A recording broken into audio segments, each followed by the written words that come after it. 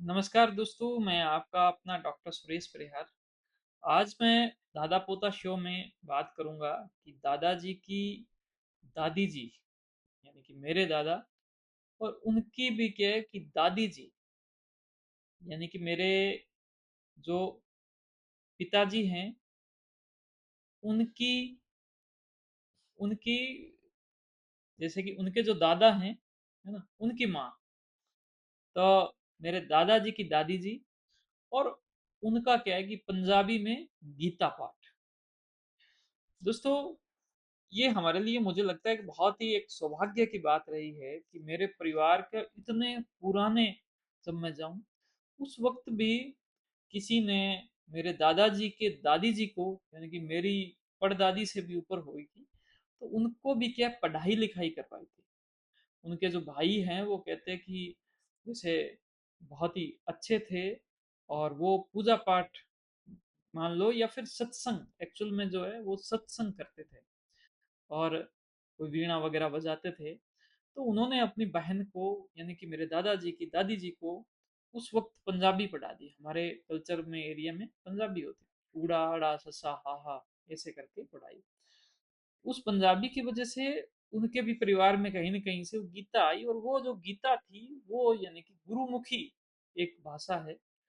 उस गुरुमुखी भाषा के अंदर वो गीता लिखी हुई थी। गुरुमुखी भाषा पंजाबी को कहा जाता है, और उनको वो गुरुमुखी आती थी। और जो गुरुमुखी भाषा है वो अभी की पंजाबी आसान बताते हैं, वो पंजाबी बहुत ही मुश्किल की, उसके अंदर बीच में स्पेस नहीं आता, एक साथ में ही होता। और उस एक साथ में जब होता तो उसमें से आप जो इंसान है वही उसमें से अलग कर करके कोड वर्ड में उसको समझो कि वो क्या कहना चाहता है। तो इतने पुराने इतिहास में जब वो गीता पढ़ी तो मेरे साथ में, मुझे ये ऐसे मैंने याद किया तो मेरे को ऐसे याद आता है कि बहुत ही बचपन में जब हम बैठते, है ना, दादाजी मुझे बहुत सारी चीज बताते, तो वो एक बात करते। वो कहता कि आपके जीवन के अंदर एक शब्द आएगा, और वो शब्द का नाम है माया। और इस माया शब्द के कई रूप हैं, कई रूपों में वो ये माया पाई जाती है। बड़ा ही गूढ़ अध्ययन है, बड़ा ही गहरा ये ज्ञान है। तो माया जो शब्द है वो कई रूपों में। पहला रूप उन्होंने मुझे ये बताया कि मुझे, उनको जब गीता पढ़ाई गई तो उस गीता के अंदर उन्होंने कहा कि अध्याय 7वां था, और उसके अंदर भी जो, यानी कि श्लोक जो है उसमें, वो लगभग 14वां श्लोक था। ऐसा करके उन्होंने वो मुझे बताया कि उसका मतलब ये होता था कि आपके अपने जीवन के अंदर बहुत सी बड़ी बड़ी माया ऐसा रूप दिखाएगी कि आपको असली जीवन दिखेगा ही। आपको दिखेगा कि हाँ, जीवन तो ऐसे है जैसे लोग चल रहे हैं। दोस्तों, वो एक रूप है माया का। दूसरा और भी कई रूप बनाते, और एक रूप वो ये भी बताते कि जीवन के अंदर जो पैसा है, जो रुपया है, वो माया है। वो भी माया है।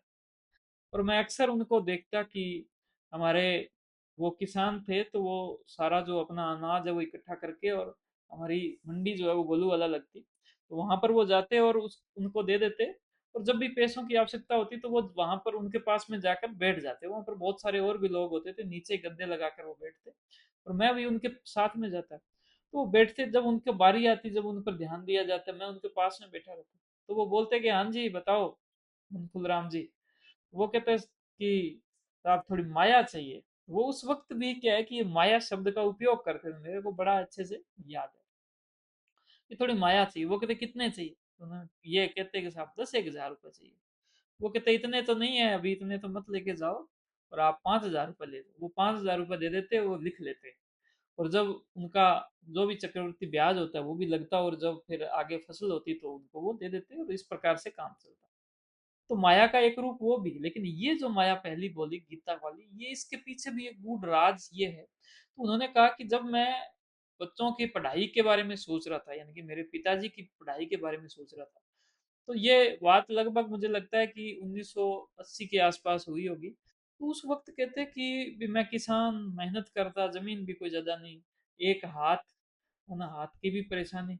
तो सब लोग ये बोलते कि मत पढ़ाओ मत पढ़ाओ। सब लोग ये कहते कि साहब पढ़ाई में कोई फायदा नहीं है, क्या है, अपने को क्या नौकरी मिलेगी, क्या कोई नौकरी लगेगा क्या। उस वक्त नौकरी भी बहुत बड़ी बात होती।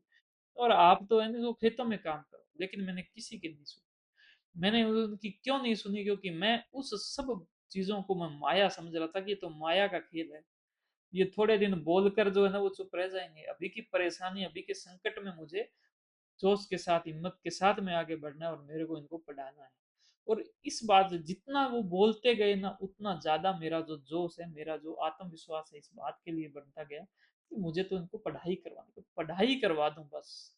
मुझे पढ़ाई का एक प्रकार से शौक लग गया, चस्का लग गया।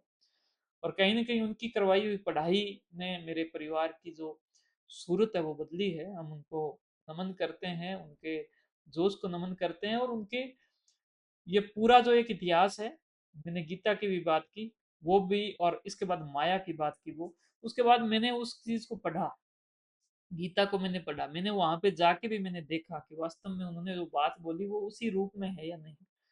और हो सकता है बहुत ही जल्द आप सभी के बीच में मैं उनको याद करके, और उनकी जो मधुर स्मृतियां हैं उसके अंदर, मैं गीता को भी आप सभी के बीच में रख, हम सब गीता का भी अध्ययन करेंगे। गीता हर एक धर्म के लिए है, ये सिर्फ हिंदुओं के लिए नहीं है, ये हर एक धर्म के लिए है, और हर एक इंसान के लिए है। ये सिर्फ भारत के लिए नहीं है, ये पूरे विश्व के लिए है, पूरे वर्ल्ड के अंदर। इसके जो सूत्र है उसको अपने जीवन में उतारा जाता है, और कैसे हम अपने जीवन में और बेहतर तरीके से अपने माइंड को मैनेज कर पाए, इसके लिए ये एक प्रकार से ग्रंथ है। ये एक साइकोलॉजिकल जो है, एक ग्रंथ है। तो हम इसका भी अध्ययन करेंगे और आपके बीच में लेके आएंगे, और आपको बहुत अच्छा लगेगा। आपका बहुत धन्यवाद, आपने हमारे इन शो को सराहा। आपकी बातें, आपके कमेंट, आपकी जो लाइक, सब हमें पसंद है। इस वीडियो को आप शेयर करें और हमें आशीर्वाद दें। आपका बहुत धन्यवाद। Thank you. जय हिंद, जय भारत।